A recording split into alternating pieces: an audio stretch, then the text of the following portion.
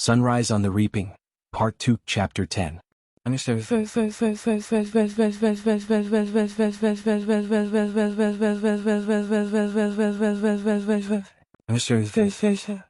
My heart leaps, then sinks like a stone. I feel Luella's crushed skull leaking hot blood into my hand. See her vacant eyes. She was good and dead in a way that defied return. So who is this girl in the doorway? She sure looks like Luella. Same size, same height. Heart-shaped face, big gray eyes, long dark braids. Her fingernails are bitten down and there's a scar on her forehead that matches the one the real Luella got falling off our cistern. She wears the District 12 training outfit, as if she dressed at the apartment with us this morning. Maymitch's purple and yellow flower bead necklace hangs over her collar. She checks every box. But this isn't Luella. In the same way you instinctively know the waxed pears on the table lack juice, this girl lacks Luella's essence. Come in. You know Maymitch, the president says. Fake Luella crosses to the end of the table. Hello Maymitch. The accent's only slightly off, but the greeting's a dead giveaway. Luella is a hey, or how you, kind of girl. Her cheekbones look funny too. Like they've shot something into her face to make it fuller. Most of all, she won't look me in the eye, which my sweetheart never failed to do. Who are you? I ask her. She stares at the mess of pears on the table, her eyes unfocused. My name is Luella McCoy. I'm from District 12. You're not, I tell her, then address Snow. She's not. Anyone can see it. I doubt it. Her family, maybe a few close friends. No one outside of the drunken audience at the parade even witnessed the accident. People will believe she's Luella. Especially since you'll be there by her side, coaching her like the good ally you are.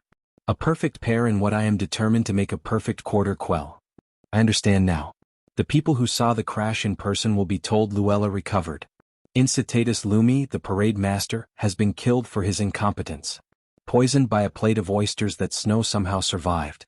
And it is up to me and fake Luella here to cover the worst casualty of the evening.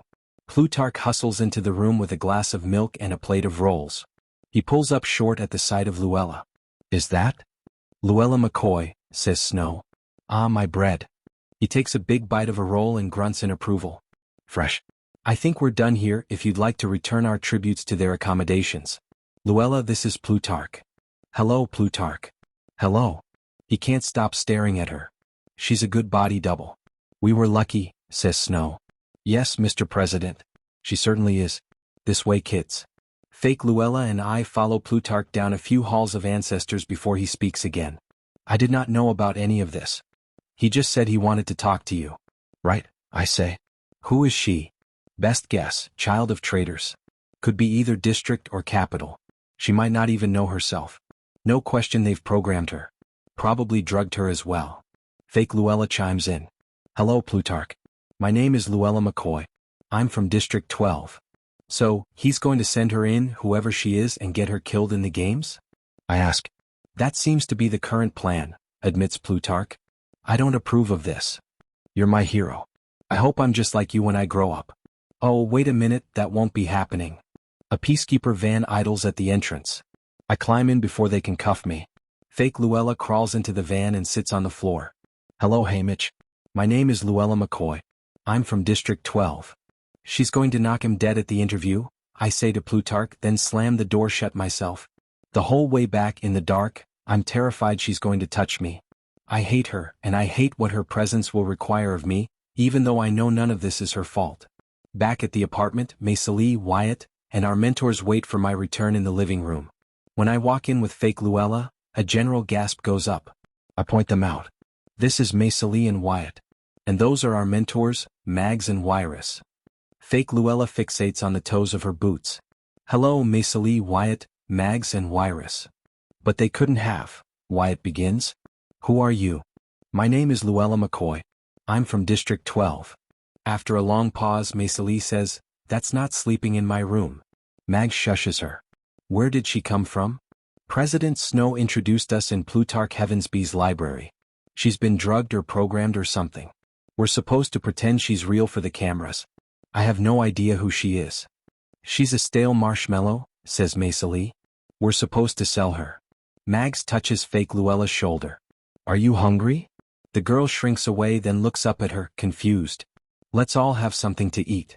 We gather around the table in the kitchen, where Wyrus ladles stew into our bowls. Mags places a spoon in fake Luella's hand. She grasps it in her fist, wraps her arm protectively around her bowl, and begins shoveling in the stew while little whimpering sounds escape her lips. "They've starved her," says Wyrus. "Among other things." She's right. While Luella's wrists were lean, fake Luella's tend toward bony. No wonder they had to plump up her face. The irrational anger I've held against this girl dissolves into pity as she lifts her bowl to lick it clean like a dog. "Would you like some more?" "We have plenty," says Mags. "Bread." Wyrus holds out the basket of assorted rolls to her. Fake Luella stares in fascination at the offering, then her fingers close on a dark crescent-shaped roll dotted with seeds. She holds it to her nose and inhales the scent, her breath coming in short gasps. Wyrus and Mags exchange a look. "Are you from District 11, child?" Mags says softly. Fake Luella begins to cry, pressing the roll against her lips and pawing at her ear. "It's all right, little one. Come with me." She wraps an arm around the girl and leads her out of the kitchen. "Whoever she is, I guess she's ours now," says Wyatt. "I'm surprised to hear something this kind-hearted coming out of an oddsmaker, but we all feel it. We can't pile any more hurt on fake Luella. I guess I'll do my best to look out for her, just think of her as another District 6 dove." "You're right," I say. "But I can't call her Luella. Something too different may confuse her further," warns Wyrus. "How about Lulu?" suggests Maymitch. "I used to have a pet canary by that name." I know this about Maymitch because Lenore Dove caught wind of it and was infuriated that anyone would ever cage a bird, in particular a songbird. But that doesn't seem a reason to reject the name. "I think I can handle that," I say. Luella McCoy was definitely not a Lulu. Mags returns troubled. "I put her to bed. There's some sort of device attached to her chest, pumping a drug into her, I think. I was afraid to remove it. That might kill her. I've seen something similar before." "Why did you ask if she was from 11? Says Maymitch. "The role she chose. With the seeds. It's theirs." The arrival of Lulu has steamrolled the boost we got from joining the newcomers. A couple of hours ago we had a clear direction, but Snow's gift has reminded us of our frailty and the futility of opposing him. I can't remember what our feeble plan was or why it mattered. We eat supper in silence, each occupied with our own dreary thoughts. Dreary. Lenore Dove taught me that word. It's in the first line of her song. What I wouldn't give to see her one more time. There was a moment when Snow said he had a gift for me that I thought he meant Lenore Dove. The way he was going on about the flint striker in the covey. Glad it wasn't though. She's much safer in that ghastly wilderness around 12. Mags and Wyrus try to get us back on track. After supper we gather in the living room and talk through our day. Mags seems pleased with the alliance and encourages us to pursue it. I feel better about teaming up with Wyatt and Maymitch as well. Wyatt's more honorable than he has any right to be, given his family, and Maymitch won a lot of points by helping the other tributes with their tokens. Wyrus asks if there are any clues about the arena we might have picked up in training. "Tarps?" says Wyatt without missing a beat.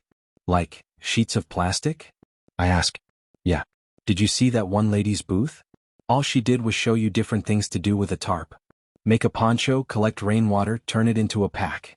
Made me think it was going to be wet in there. Because in the mines we use them to keep things dry." "I think you may be onto something," says Wyrus. "What about you, Maymitch?" "I didn't get to many booths. I was too busy making tokens. Trying to complement people's outfits. But you know how we're all in different colors? They're the same colors we were wearing last night in the chariots. Red for 10, peach for 8. And if they end up dressing us like that in the arena, which they might do to help the audience keep us straight, then being in black could be a real plus. Especially at night.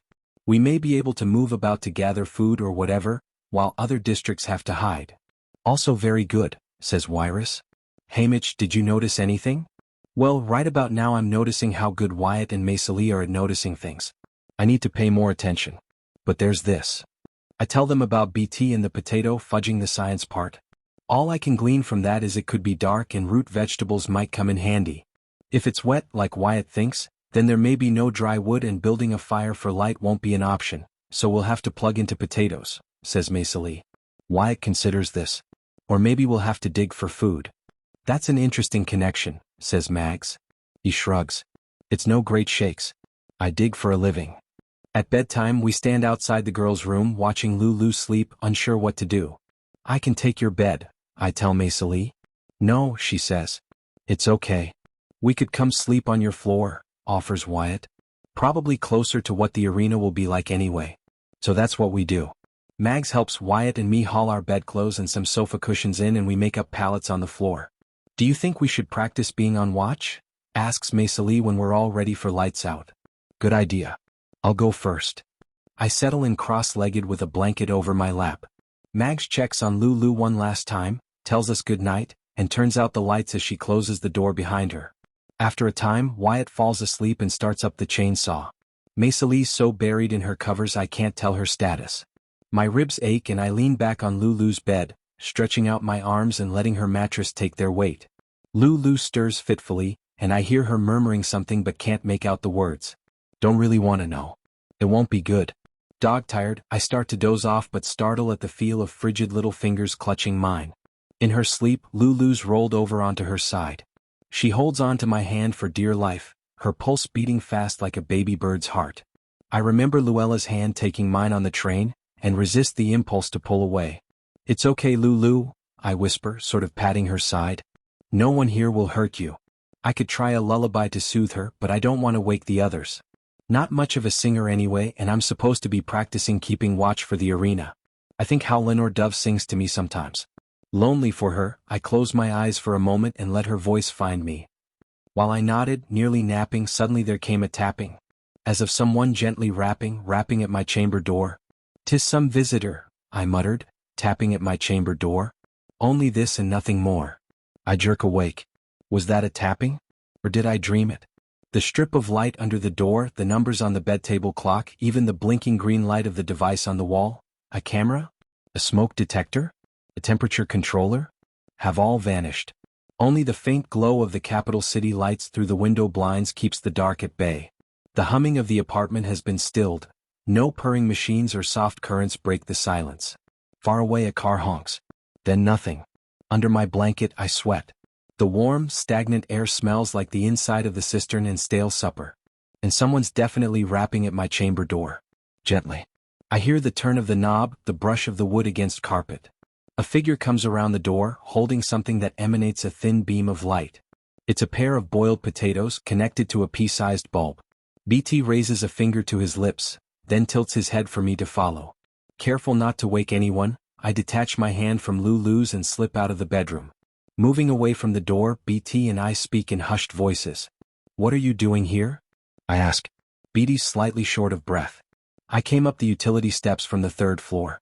Virus knocked out the power in the building. The surveillance cameras are down. She estimates we have about 10 minutes left. Are you serious about breaking the arena?" "Yes. Just tell me what I have to do." "What breaks a machine?" "Time usually. With it comes fatigue, wear and tear, erosion, creep. But we don't have the luxury of time, so we'll need a different approach. You saw Virus's arena last year. Did you wonder how they ran it? From the Capitol, right? They show the control room during the games. Yes, they show the commands being issued and some can be triggered remotely. But these days there's also a game maker level at the actual arena to carry out certain orders. An entire subterranean floor, nicknamed Sub-A, that they never show the audience. It destroys the illusion of the arena being controlled from afar. On Sub-A they manage manual tasks, like unleashing the mutts or stocking a feast. You'll be launched from there in a few days. But all of that is secondary to the real job of managing the on-site computer system that's essential to the running of the games. That's our team's target. The arena's brain. My whole life I've watched the games without even questioning how the arenas actually worked. I don't know what I thought breaking the arena meant. Me chopping at some cable or something with an axe. Anyway, it didn't involve an underground computer that, even if I could reach, I wouldn't know how to break. Unless I could go at it with the aforementioned axe. But BT mentioned a team. Maybe I can be the brawn and Ampert can do the breaking. So we're going to try to find this computer and pull its plug? Enter bad commands? BT shakes his head. It would be virtually impossible for one of you to reach it. The computer's in a restricted area with high-tech security systems in place. But the brain can't operate unless other parts of the body are sound. Like this building tonight. When the electricity is cut off, the place goes dead. We're going to knock out the power? Oh no, Maymitch. Even if we happen to, they have an enormous backup generator at the top end, just outside the arena itself. So what then? We're going to drown it. Thanks for listening. Don't forget to subscribe so you won't miss the next chapter.